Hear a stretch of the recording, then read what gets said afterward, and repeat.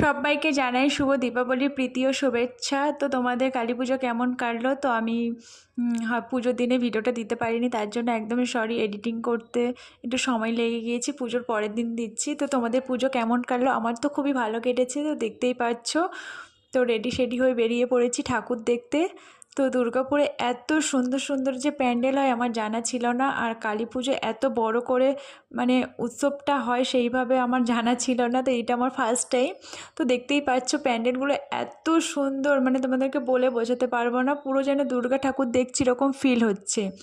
তো দেখতে পাচ্ছ এখানে একটা ওই অথেন্টিক ক্লাব পঞ্চমতম বর্ষ যে লেখাই রয়েছে, এখানে থিমটা টোটালি করেছে বাংলা ও বাঙালি, মানে পুরোনো দিনের যে ছবি সেই সব তুলে ধরেছে। তো দেখতেই পাচ্ছ এত সুন্দর প্যান্ডেল করেছিল, মানে অসাধারণ এক কথায়।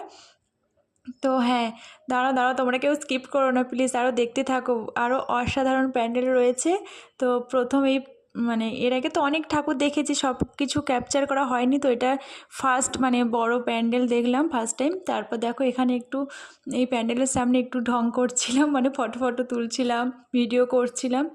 তো সত্যি কথা বলতে মানে কি বলবো, একটা অসাধারণ মুহূর্ত দেখতে পাচ্ছ। পুরো রাস্তাঘাটে এত সুন্দর মানে আয়োজন, লাইট, লোকজনের সমাগম।